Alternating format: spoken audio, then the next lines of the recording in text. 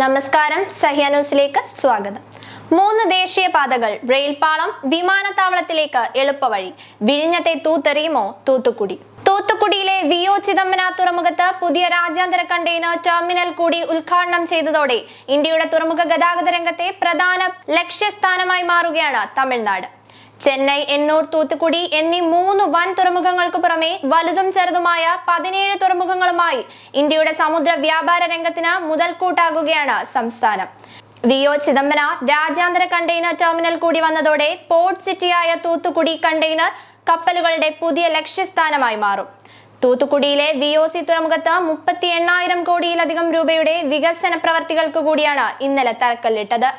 JM ബാക്സി ഗ്രൂപ്പിനാണ് പുതിയതായി ഉദ്ഘാടനം ചെയ്ത ടെർമിനലിന്റെ പ്രവർത്തന ചുമതല. തുറമുഖത്ത് വരുന്ന 3ാമത്തെ ടെർമിനലാണിത്. 14.20 മീറ്റർ ആഴമുള്ള ടെർമിനലിന് 370 മീറ്റർ നീളവും ഉണ്ട്. ബായ്ക്കപ്പ് ഏരിയ ഉൾപ്പെടെ 10 ഹെക്ടറിൽ വ്യാപിച്ചു കിടക്കുന്നതാണ് പുതിയ ടെർമിനൽ.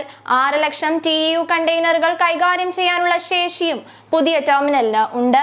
തൂത്തുക്കുടി രാജ്യാന്തര കണ്ടെയ്നർ ടെർമിനലിനെ ഇന്ത്യയുടെ മറൈൻ ഇൻഫ്രാസ്ട്രക്ചറിലെ പുതിയ താരമായാണ് പ്രധാനമന്ത്രി നരേന്ദ്രമോദി വിശേഷിപ്പിച്ചത്.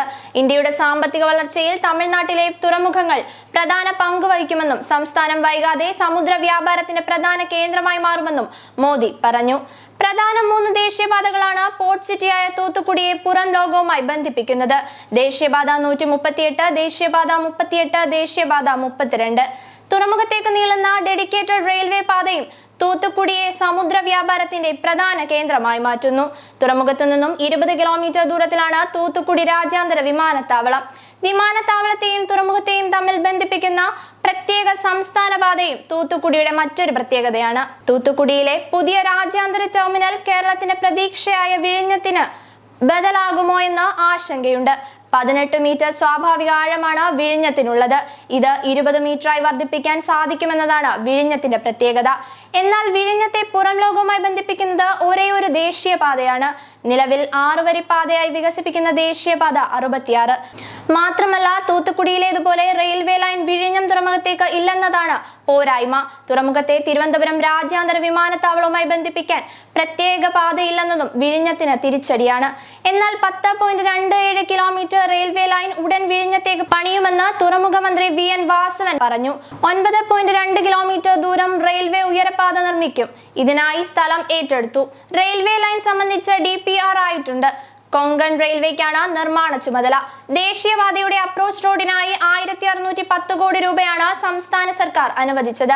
ഇതുകൂടി നിലവിൽ വന്നാൽ ഇന്ത്യയിലെ നമ്പർ 1 തുറമുഖമായി വിഴിഞ്ഞം മാറുമെന്ന പ്രതീക്ഷയും വാസവൻ പങ്കുവച്ചു.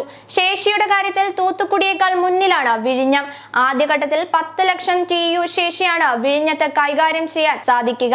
രാജ്യാന്തര കപ്പൽ പാതയിൽ നിന്നും 10 നോട്ടിക്കൽ മൈൽ അകലെയാണ് വിഴിഞ്ഞത്തിന്റെ സ്ഥാനമെന്നതും മേന്മയാണ്. വിഴിഞ്ഞവും തൂത്തുക്കുടിയും ചേരുന്നതോടെ ഇന്ത്യയുടെ തെക്കേ മുനമ്പ് ഇനിയുള്ള ദിവസങ്ങളിൽ വലിയ കപ്പലുകളുടെ തിരക്കിലാകും.